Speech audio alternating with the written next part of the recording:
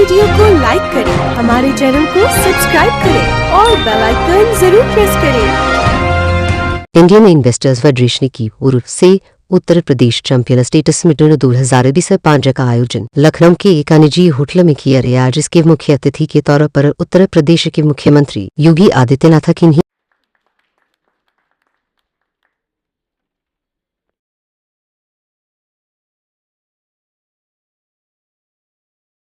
खोज की, जिसे उत्तर प्रदेश की आर्थिक क्षमताएं बढ़े और रोजगार सृजन करने में मदद।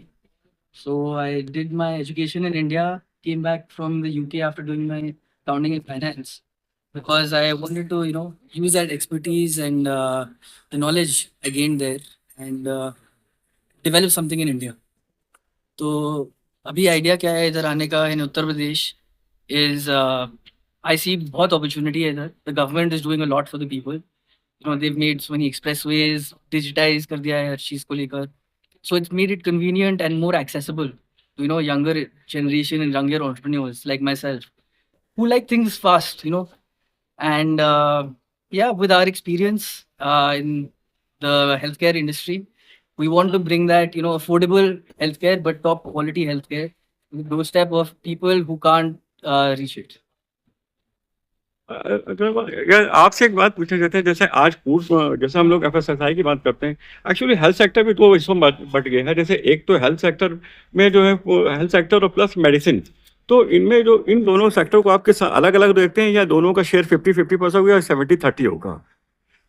सॉरी हेल्थ केयर में जैसे होता है ना, आज आप क्या हो गया कि फूड सप्लीमेंट्स हैं, डिफरेंट टाइप ऑफ की एक्टिविटीज़ हैं कि साहब आप ये लीजिए, साथ साथ एक पूरा मार्केट जनरेट कर दिया गया है साथ दवाइयों के साथ साथ, तो उसको किस तरह से देखते हैं? देखिए sir, so I am not at liberty to say, I am not the expert, but in my opinion लोगों ने क्या किया है, बहुत चीज़ें को जैसे न्यूट्रास्यूटिकल्स हैं इनको लेकर थोड़ा कमर्शलाइज कर दिया है, and that is what we are trying to sort of challenge also.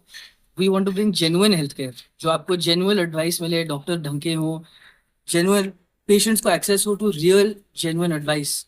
That's what we want to get to people in UP. अच्छा, यूपी में किस तरह का आप निवेश करना चाहते हैं और किस तरह का निवेश कर चुके हैं? तो देखिए, अभी we have 2 facilities in UP जहाँ पे हम मैन्युफैक्चर कर रहे हैं अपने मेडिकल डिवाइसेस, बट जो हम चाहते हैं going forward, it's basically to develop hospitals go jointly with the government, or even if it's completely privatized, where you have affordable healthcare. तो आज अफोर्डेबल हेल्थ केयर में कहीं ना कहीं बहुत इंपॉर्टेंट रोल इंश्योरेंस का हो गया, एश्योरेंस का. तो बेसिकली जितने भी हम जैसे जो भी गवर्नमेंट की पॉलिसी हो या इवन इंश्योरेंस की पॉलिसीज हों, आयुष्मान भारत भी उसी तरह से हो गया है, तो उसको किस तरह से आप देखते हैं?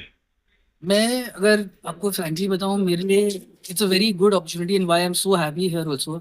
अगर आप देखेंगे आज कार्डियक, आई डोंट नो आपको कितना आइडिया है उसका, बट कार्डियोलॉजी की फील्ड में एंजियोप्लास्टी की जो कॉस्ट थी a few years ago compared to what it is now, so the government is definitely taking a very good initiative to bring down the cost and help those in need genuinely. तो वही हमें और बढ़ाना है. अभी सबको सिर्फ cardiology के बारे में पता है, we want to take it to other things like आज कैंसर कितना ग्रो हो रहा है, उसकी ट्रीटमेंट कितनी एक्सपेंसिव है, we want to make that affordable. तो क्या गवर्नमेंट के साथ आप पब्लिक प्राइवेट पार्टनरशिप में कुछ हॉस्पिटल को भी ऑपरेट करेंगे?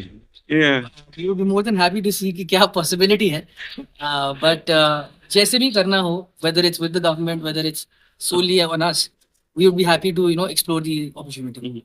तो अच्छा, जो जिस तरह से मतलब जैसे हम आप क्योंकि हेल्थ से जुड़े हुए हैं, बेसिकली जो यूएस एफडीए में जो मेडिसिन या जो चीज़ें डिफॉल्ट हो जाती हैं लेकिन वो इंडिया में कंटिन्यू रहती हैं, ऐसा क्यों लगता है? अब देखिए, हर कंट्री के अपने नॉर्म्स होते हैं. आज हम ऑफ कोर्स यूएस एफडीए या यूरोपियन सी को बेंचमार्क मानते हैं, but that is not to say that the Indian CDSCO is behind anyone else. आज हमारी इंडियन सीडीएसईओ जो है, they are so strong, and जो इतना क्लिनिकल डेटा एंड ट्रायल्स मांगते हैं वो is very rigorous. Not to say कि उसमें थोड़ी कमियां नहीं हो सकती, एंड देखिए it's more on the private entities and the government to be honest, and उसमें मैं कहूँगा I think our CDSCO has done a fantastic job. 2017 में हमारा एक एमडीआर आया था, medical device regulation, and it's been about 8 years. तब से अपने आप देखिए the quality of devices and the level of inspection and decorum that's maintained, it's तो इसी में डिवाइस के साथ साथ जैसे एनपीपीए का भी क्या रोल आपको लगता है कि अपना रोल प्ले कर रहा है, नेशनल फार्मास्यूटिकल प्राइस अथॉरिटी? जी। अब लाइक अभी हम बात कर रहे थे एंजियोप्लास्टी की, ऐसी बात नहीं है, they are learning and growing even more, उनका implementation is becoming much better and I think it's looking very possible going forward. चलो ठीक। हम लोग सब बोले नहीं, 3-4 लोग थे हम लोग, बोले तुम तो तारीफ, बोली काहे ताचिया। थैंक यू दीदी, थैंक यू वेरी मच। आपको तो भेजने का मन नहीं किया। इंट्रोडक्शन मैं अजय ठाकुर हूँ। मैं जो TGI SME LLP का मैनेजिंग पार्टनर और CEO हूँ। मैं मुंबई बेस्ड हूँ और साथ में इंडिया इन्वेस्टर एसोसिएशन का senior vice president honorary post पे भी हूँ। मैं एक्स हेड था BSE SME स्टॉक एक्सचेंज का, और इंडिया में जो SME स्टॉक एक्सचेंज बने उसको बनाने में मेरी बहुत महत्वपूर्ण भूमिका रही, जिसके चलते आज के दिन में 1200 SME जो हैं इंडियन SME स्टॉक एक्सचेंजेस पे लिस्टेड है, जिन्होंने कुल 35,000 करोड़ रुपया मार्केट से उठाया प्राइमरी मार्केट के द्वारा, और 50,000 करोड़ रुपया सेकेंडरी मार्केट के थ्रू उठाया, और आज ये एक बहुत रॉबस्ट इकोसिस्टम बन के उभरी है। उत्तर प्रदेश से भी करीब करीब 32 SME जो है लिस्ट है, और इसने करीब करीब 400 से 450 करोड़ रुपए के फंड जो है जुटाए हैं मार्केट से। बहुत सारी अवेयरनेस प्रोग्राम्स यहाँ पे की गई है इंडिया इन्वेस्टर्स एसोसिएशन के द्वारा, CII FICCI और दूसरे जो SME एसोसिएशंस हैं उसके द्वारा, और गवर्नमेंट जो है यूपी गवर्नमेंट, वो माननीय मुख्यमंत्री योगी जी के अंदर SMEs के लिए बहुत अच्छी पॉलिसी भी लेके आई है, और साथ में उन्होंने 5 लाख रुपए तक का अनुदान दिया है जो भी SMEs लिस्टिंग करने के लिए आती है SME स्टॉक एक्सचेंज। जो कंपनियां लिस्ट हुई है उसमें हम काफ़ी ज़्यादा ग्रोथ देख रहे हैं, काफ़ी ज़्यादा बढ़ोतरी देख रहे हैं, और मुझे ये पक्का विश्वास है कि आने वाले समय में ज़्यादा से ज़्यादा लघु और मध्यम उद्योग जो है अपने आप को SME प्लेटफॉर्म पर लिस्ट करा करके इस राज्य में एम्प्लॉयमेंट जनरेशन करेंगे और रोज़गार मुहैया कराएंगे, जिसको हम कहते हैं। और स्टेट के जो यूपी स्टेट है, जिसको मैं अभी उत्तम प्रदेश भी कहता हूँ, उसके ग्रोथ में, उसके विकास में सहायक होंगे। सर, जिस तरह आप ने बताया हम SME प्लेटफॉर्म पे हैं, लेकिन अगर हम ग्लोबली देखें तो हमारा जो रेशियो है वो 0 पॉइंट समथिंग में आता है। इसकी क्या खास वजह है कि लोग अवेयरनेस नहीं है या लोग दौड़ना नहीं चाहते? नहीं, देखिए, अगर ये समय लगा कैपिटल मार्केट, देखिए इंडिया में शुरू से ही थोड़ी फाइनेंशियल अवेयरनेस में कमी रही थी, लेकिन विगत 2-3 सालों में जो है इसके प्रति काफ़ी ज़्यादा अवेयरनेस आया है। नंबर ऑफ इन्वेस्टर्स जो हैं उत्तर प्रदेश से काफ़ी ज़्यादा बढ़े हैं। इनफैक्ट अगर आप स्टैटिस्टिक्स देखते हैं तो ये नंबर 2 पे आ गया है, जो इन्वेस्टर्स आज के दिन में कैपिटल मार्केट में रजिस्टर्ड। तो मेरे ख्याल से समय के साथ साथ जैसे जैसे कैपिटल मार्केट या फाइनेंशियल अवेयरनेस बढ़ेगा, जैसे जैसे वो और दूसरी कंपनियों को स्टॉक एक्सचेंज पे लिस्टिंग करने से उनके फ़ायदे देखेंगे, मेरे ख्याल से वो भी आगे आएंगे और ज़्यादा से ज़्यादा कंपनियां लिस्टिंग होगी। ये प्रोसेस जो है दूसरे भी विश्व के बाकी देशों में भी काफ़ी स्लो रहे हैं। इनफैक्ट SME स्टॉक एक्सचेंज जो है कुछ ही देशों में सक्सेसफुल रही है, मतलब 2-4 आप देश में ही उसको सक्सेसफुल मान सकते हैं। वर्ल्ड में वो इतनी सक्सेसफुल नहीं रही है। लेकिन Indian SME stock exchange SEBI के सपोर्ट से, गवर्नमेंट ऑफ इंडिया के सपोर्ट से और स्टॉक एक्सचेंज के मेहनत से ये काफ़ी ज़्यादा इसमें हम प्रोग्रेस देखने को मिल रहे हैं। काफ़ी ज़्यादा लोग जुड़ भी रहे हैं और इसके प्रति जो है काफ़ी ज़्यादा जागरूकता आई है। तो मेरे ख्याल से देश से ऑलरेडी जो है अभी 1200 कंपनियां सूचीबद्ध हो चुकी है SME प्लेटफॉर्म पे, और आने वाले समय में और यहाँ पे हो रहे हैं। लगातार हम देख रहे हैं कंपनियां काफ़ी लिस्ट होती जा रही है, हर रोज़ IPO खुल रहे हैं दोनों स्टॉक एक्सचेंज पे। तो मेरे ख्याल से आने वाले समय में आप देखेंगे कि ये जो संख्या है वो काफ़ी ज़्यादा होगा।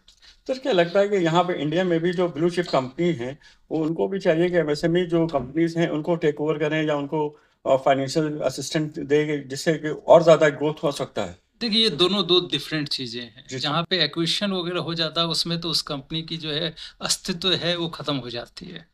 हमें ये प्रयास करना है कि हम कैसे लघु और मध्यम उद्योगों के अस्तित्व में, उनके सस्टेनेबल में, उनके विकास में अपना योगदान निभाएं। वो बड़ी कंपनियां भी कर सकती है, क्योंकि वो बहुत सारे जो बिजनेस है इन छोटी छोटी कंपनियों को देती है। हम इनको एंसिलरी भी कंपनीज भी कहते हैं। और इसके अलावा जो गवर्नमेंट पॉलिसीज है वो भी काफ़ी सहायक है। मेरी हर हमेशा यही एसएमई से आग्रह रहती है कि वो फाइनेंशियल इंक्लूजन अपनी कंपनी में लाएं, क्योंकि बहुत ही ज़्यादा उनकी जो डिपेंडेंसी है, निर्भरता जो है वो लोन के प्रति है। डेट फंडिंग जिसको कहते हैं, लोन के प्रति, जिसके चलते उनके जो बैलेंस शीट पे कभी कभी ज़्यादा स्ट्रेस आ जाता है, वो एनपी हो जाते हैं या डिफ़ॉल्ट हो जाते हैं। तो मेरी उनसे यही आग्रह है कि आप इक्विटी फंडिंग में जाएं, क्योंकि उसमें आपको हर महीने जो है ईएमआई नहीं देना पड़ता है, आपके बैलेंस शीट से पैसा नहीं निकलता, आपके प्रॉफिट एंड लॉस अकाउंट से पैसे नहीं निकलते हैं, और आपका ग्रोथ होता है, और ग्रोथ होता है, प्रॉफिट बढ़ता है, तो ज़्यादा से ज़्यादा इन्वेस्टर्स पार्टिसिपेट करते हैं और आपकी वैल्यू अनलॉक होती है और बड़ी कंपनियां बनती हैं। हमने ये पहले भी देखा है। रिलायंस जब लिस्ट हुई थी बहुत छोटी कंपनी थी, इन्फोसिस लिस्ट हुई थी वो भी एसएमई थी, तो सारे एसएमई से ही ब्लू चिप कंपनी बने हैं। तो मेरे ख्याल से अगर लघु और मध्यम उद्योग जो हैं इस देश में ये समझने लग जाएंगे, इक्विटी की इम्पोर्टेंस समझने लग जाएंगे, तो मेरे ख्याल से इस देश में एक बहुत बड़ी ट्रांसफॉर्मेशन हो सकती है। सर क्या यहाँ पे भी इंडिया में भी जैसे क्रेडिट डिफॉल्ट स्वैपिंग जो है उसकी होनी चाहिए, जिसकी वजह से इस सेक्टर में और ज़्यादा ग्रोथ हो सकती है? मेरे ख्याल से जरूर हो सकती है, लेकिन आपको एक चीज मैं बताऊं, गवर्नमेंट ने जो अभी ये कह दिया है, पहले ये था कि 500, उन्होंने जो है ट्रेड्स प्लेटफॉर्म स्टार्ट किया था, जी। जिसके चलते ट्रेड्स प्लेटफॉर्म के चलते उन्होंने ये भी कहा था शुरू में कि 500 करोड़ तक की जितनी भी रेवेन्यू वाली कंपनी है उनको कंपलसरी इस पे लिस्ट होना है। उसको घटा करके अभी जो है 250 करोड़ कर दिया गया है।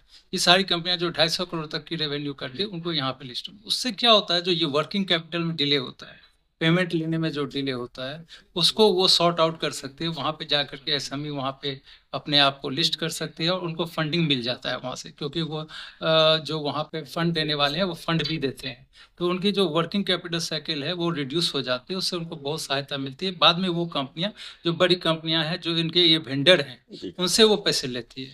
अगर नहीं पैसे हैं तो अगर कोई डिफॉल्ट उन दोनों के बीच में होता है तो एसएमई के ऊपर नहीं आता है।